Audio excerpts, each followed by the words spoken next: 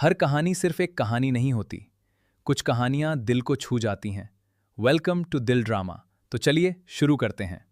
बारिश तेज हो चुकी थी। गार्डन की मिट्टी की खुशबू हवा में घुल गई थी। अर्नव और खुशी एक दूसरे के सामने खड़े थे।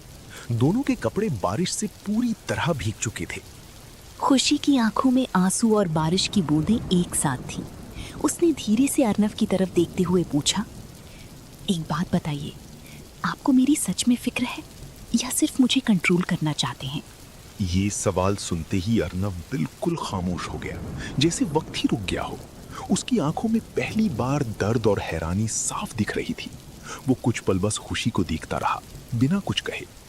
थोड़ी देर बाद अर्नव ने अपना कोट उतारा और बड़े प्यार से खुशी के कंधों पर रख दिया ताकि वो और ज्यादा न भीगे। फिर उसने गहरी सांस लेकर कहा, तुम्हारी सारी नौटंकी मैं अच्छी तरह समझता हूं खुशी। नीचे जो तुमने किया और फिर रूम में जाकर जो ड्रामा किया, मुझे सब पता है। ये सब एक प्लान था ताकि सबका ध्यान असली बात से हट जाए। खुशी की आंखें हैरानी से और बड़ी हो गई। क्या? उसके होठों से बस इतना ही निकला। अर्नव ने उसकी आंखों में देखते हुए कहा, तुम मुझे जितना समझती हो उससे कहीं ज्यादा मैं तुम्हें जानता हूं। तुम जब झूठ बोलती हो ना, तुम्हारी आंखें तुम्हारा साथ नहीं देती। तुमने सबके सामने जो गुस्सा दिखाया और रूम में जो किया, वो सिर्फ एक नाटक था। खुशी एक कदम पीछे हट गई। आपको सब पता था? खुशी ने जैसे ही सुना कि अर्नव को उसके नाटक का पहले से ही पता था, उसका चेहरा एक पल के लिए उतर गया। लेकिन अगले ही पल उसने अपनी पुरानी आदत के मुताबिक बात को घुमाना शुरू कर दिया। उसने हाथ बांधकर गुस्से से कहा, हाँ हाँ, मैं ही नौटंकी कर रही हूँ। मुझे बहुत मजा आता है ना खुद गिरने में, चोट खाने में और पूरे घर के सामने आपसे डांट सुनने में। बस इसीलिए मैं इतना सब करती हूँ। बिना रुके वो बोलती ही चली गई। वैसे भी आपको मुझे मनाना थोड़ी ना है। आपको तो हमेशा लगता है गलती मेरी ही होती है। अब जब आपके पास कोई जवाब नहीं है तो सब कुछ मुझ पर ही डाल दीजिए। कह दीजिए कि मैं ड्रामा करती हूँ, मैं नाटक करती हूँ, क्योंकि आपके लिए तो हमेशा मैं ही गलत हूँ। खुशी लगातार बोले जा रही थी। उसकी जुबान रुकने का नाम ही नहीं ले रही थी। लेकिन असली वजह कुछ और थी। वो अच्छी तरह जानती थी कि अगर उसने अर्नव को एक पल के लिए भी बोलने का मौका दे दिया तो उसके सारे बहाने टूट जाएंगे। अर्नव उसकी हर बात का जवाब दे देगा और फिर उसके पास चुप रहने के अलावा कोई रास्ता नहीं बचेगा। इसलिए वो जानबूझकर बिना सांस लिए बोलती ही चली गई। अर्नव बस उसे देखता रहा। उसके होठों पर हल्की सी मुस्कान आ गई। हो गया? उसने शांत आवाज में पूछा। खुशी एक पल के लिए रुक गई। अर्नव उसके और करीब आया और धीरे से बोला, या अभी और बोलना बाकी है? क्योंकि तुम जब झूठ छुपाने की कोशिश करती हो ना, तब बिल्कुल ऐसे ही बिना रुके बोलती रहती हो। खुशी की सांसें अटक गई। उसे समझ आ गया था, अर्नव सिर्फ उसके शब्दों को नहीं, उसके दिल को भी पढ़ लेता था। खुशी कुछ पल के लिए बिल्कुल चुप हो गई। उसने नजरें झुका ली और अर्नव से आंखें चुराने लगी। बारिश अब भी बरस रही थी, लेकिन दोनों के बीच की खामोशी उससे भी ज्यादा गहरी थी। अर्नव समझ गया था कि अगर बात यहीं आगे बढ़ी तो खुशी फिर से जिद पर उतर आएगी और बात और बिगड़ जाएगी। इसीलिए बिना कुछ कहे वो खुशी के करीब आया। एक ही पल में उसने खुशी को अपनी बाहों में उठा लिया। अर्नव, ये क्या कर रहे हैं? मुझे नीचे उतारिए। खुशी ने धीरे से कहा, लेकिन उसकी आवाज में पहले जैसा गुस्सा नहीं था। अर्नव ने बस इतना कहा, बिल्कुल चुप, एक शब्द भी नहीं। खुशी ने उसके चेहरे की तरफ देखा। उसकी आंखों में गुस्सा नहीं, सिर्फ फिक्र थी। अर्नव उसे गोद में उठाए सीधा हवेली के अंदर चल दिया। जैसे ही दोनों अंदर आए, पूरा परिवार उन्हें देखने लगा। नैना जी के चेहरे पर सुकून भरी मुस्कान आ गई। प्रताप जी ने चैन की सांस ली। सुहानी और अभिमान एक दूसरे को देखकर हल्का सा मुस्कुरा दिए। सबको समझ आ गया था कि दोनों के बीच की दूरियां धीरे धीरे खत्म हो रही हैं। उधर खुशी शर्म से लाल हो चुकी थी। उसने धीरे से अपना चेहरा अर्नव के कंधे में छुपा लिया। सब देख रहे हैं, उसने बहुत धीमी आवाज में कहा। अर्नव ने उसकी बात का कोई जवाब नहीं दिया। वो बिना रुके सीधा अपने रूम में पहुंच गया। रूम के अंदर जाते ही वो खुशी को लेकर बाथरूम में गया। बाथरूम में पहले से ही गीजर चालू था। अर्नव ने बाथटब में गर्म पानी भर दिया था। उसने पानी का टेम्परेचर दोबारा चेक किया ताकि वो बिल्कुल ठीक हो। फिर उसने खुशी की तरफ देखकर नर्म आवाज में कहा, तुम पूरी तरह भीग चुकी हो। अगर अभी गर्म पानी से नहाओगी नहीं तो तबीयत खराब हो जाएगी। खुशी चुपचाप उसे देखती रही। उसने कभी सोचा भी नहीं था कि अर्नव इतनी छोटी छोटी बातों का भी इतना ध्यान रखता है। अर्नव ने एक साफ टॉवल और कपड़े रख दिए और बोला, आराम से नहा लो, मैं बाहर हूं, जल्दी मत करना। इतना कहकर वो बाथरूम से बाहर निकल गया और दरवाजा धीरे से बंद कर दिया। खुशी की आंखों में नमी आ गई, उसके होठों पर एक हल्की सी मुस्कान आ गई। दिल ही दिल में उसने सोचा, मैं कितनी गलत थी, ये आदमी मुझे कंट्रोल नहीं करता, ये तो मेरी हर छोटी से छोटी बात का ख्याल रखता है, और मैंने गुस्से में इसे कितना दुख पहुंचाया। उसका दिल अर्नव के लिए प्यार और इज्जत से भर गया, साथ ही उसे अपनी जिद और गलतियों का गहरा एहसास भी होने लगा। खुशी ने बाथटब में आराम से नहाकर जैसे ही पानी बंद किया, उसमें इधर उधर नजर दौड़ाई, लेकिन ना वहां कोई बाथरोब था और ना ही टॉवल।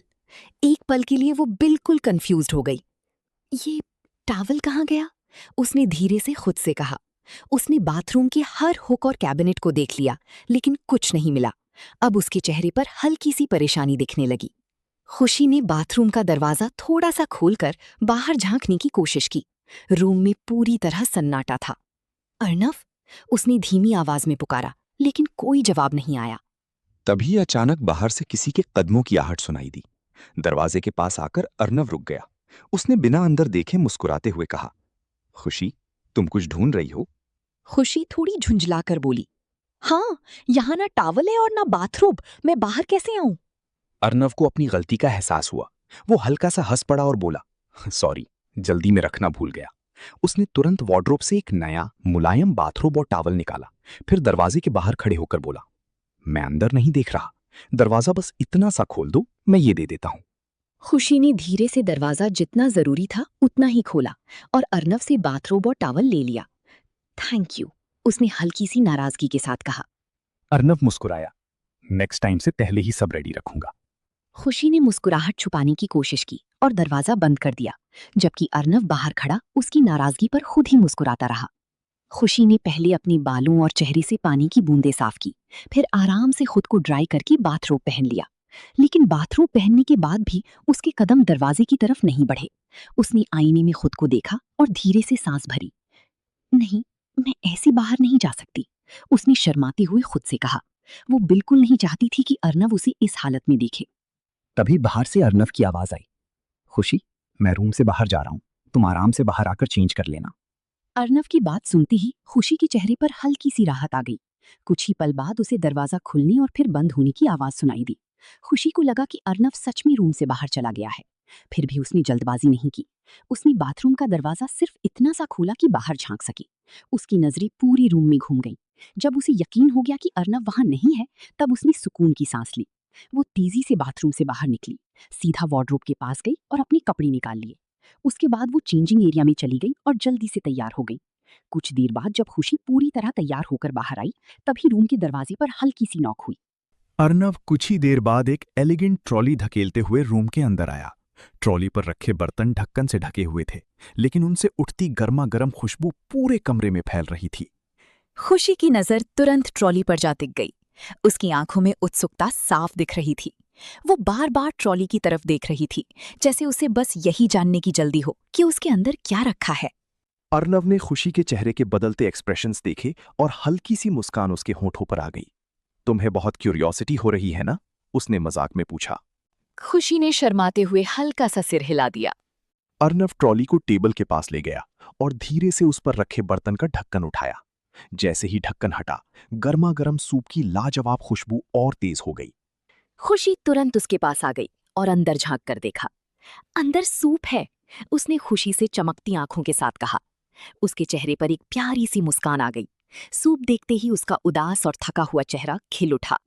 अर्नव उसकी खुशी देखकर मुस्कुराया और बोला, मुझे पता था तुम्हें गर्मा गर्म सूप पसंद आएगा। पहले ये आराम से पी लो, फिर बाकी बातें करेंगे। खुशी ने मुस्कुराते हुए अर्नव की तरफ देखा और धीरे से कहा, थैंक यू, इसकी खुशबू ही इतनी अच्छी है कि अभी से भूख और बढ़ गई। अर्नव ने ट्रॉली टेबल के पास रोककर एक गर्मा गर्म बोल में सूप निकाला।